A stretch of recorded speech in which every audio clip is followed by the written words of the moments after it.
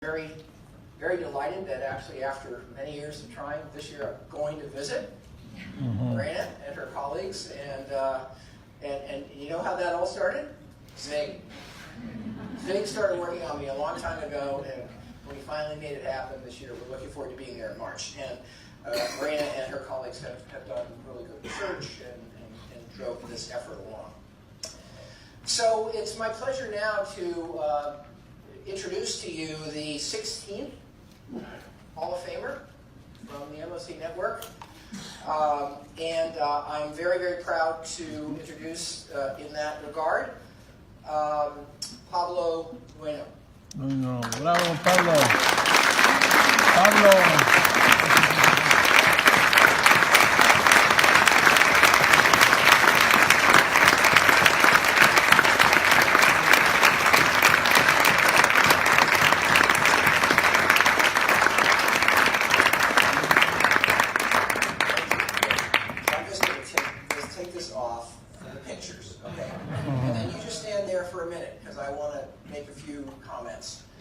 So Pablo's from his university in Puebla, has been really one of the major forces in Mexico to bring this thinking, this approach to that country, and also to the region of Puebla. I mean, a lot of the work started in Puebla, but it's spread beyond just that region or that state in the country. He is the leader of the Global Impact Council and has been leading that effort for us for a number of years, and the impact has been improving as we are more transparent about our impact and as we exchange ideas about the impact. I just heard that there's going to be a report about impact published by us collectively, and we'll send that to all of you. And I want all of you to read it and feel guilty if you don't match very best impact, okay? And if you need help, then there's a lot of terrific schools that have built enormous impactful organizations, competitiveness councils, whatever they're called, around the world. So Pueblo starts out as a key member of the MOC network. And I remember this very well because I was actually physically there when this was getting started. He built and was the director of something called the Sintonía Project, which is a competitiveness effort in the state of Puebla, which has been pursuing this for a number of years. Puebla has made quite a substantial transformation, and he and his school and his colleagues have been a major part of that. Pablo has been instrumental in bringing cluster mapping to Mexico nationally, and that's been that's hard work. But I think now that we've had some time, that I think we have now. Mexico is one of those countries with a national cluster mapping effort, and it's created data and ideas that have been uniquely powerful in helping people at the state level and the federal level move the ball forward. Just like Amit was integral in that effort in India, and those efforts have happened in some other countries. The other thing I would tell you is he's also been instrumental in leading an effort to apply and use the methodology of the Social Progress Index for Mexico. Again, we see the Social Progress Index as kind of one of our next big data analytical contributions to the field. And hopefully, again, as I talk about this, you're all going to want to bring the Social Progress Index methodology the Social Progress team does the work, but what we need is for social progress we want it to take over the world, and for that we need people in each region who will actually take the results and be the marketers of the findings and work with government and embarrass the government if they're screwing up and really not advancing social progress. We're trying to do that in America right now. We should be incredibly embarrassed in this country. Our social progress is actually declining in America. We're one of 4 countries out of 146 in the world where these indicators are actually getting worse.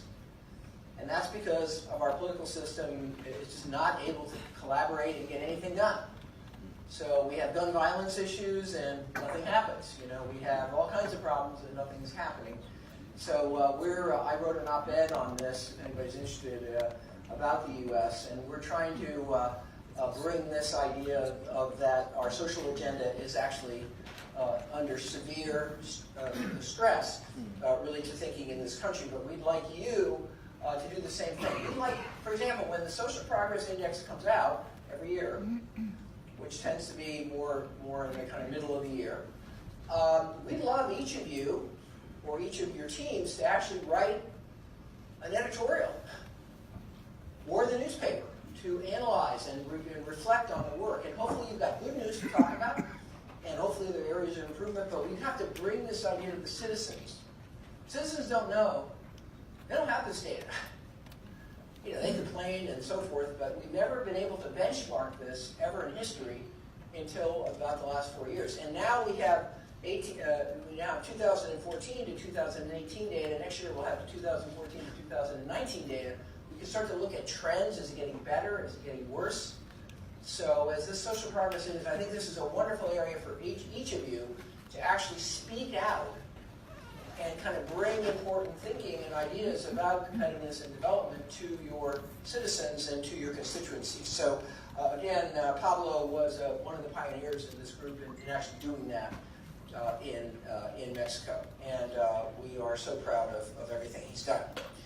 So here is, we have this plaque hangs in our institute all the time, and every person that's received this has got a plaque on this plaque, or however you say that. There it is. There's a new one, right there.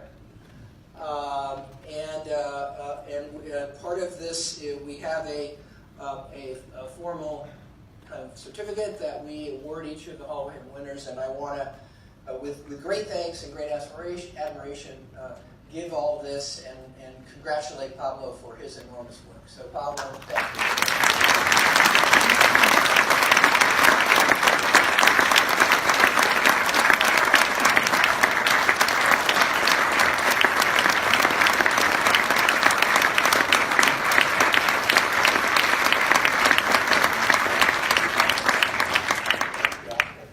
Pablo, why don't you say just a few words to all of us and motivate us. Here we go. Well, this is very exciting.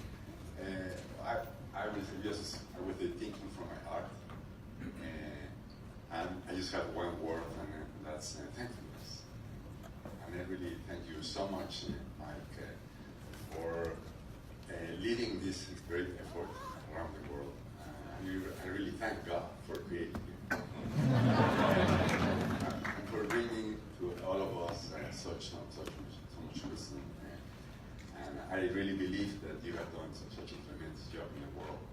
You deserve really the Nobel Prize. And I really would love to thank Christian and Jorge, being very instrumental, Richard, Frieden, and which I appreciate very much, and all your team.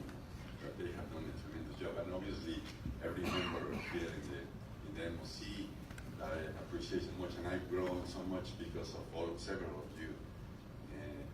And maybe I like just to share just a thought about something that really hit me this morning when Pierre was talking, was that maybe by the collective effort that everybody could do by choosing maybe the 3-4 some of the main issues in our countries, and if we put them all together, we will be influencing actually the world. Because actually there are about 65 countries here, maybe 1/3 of the countries in the world.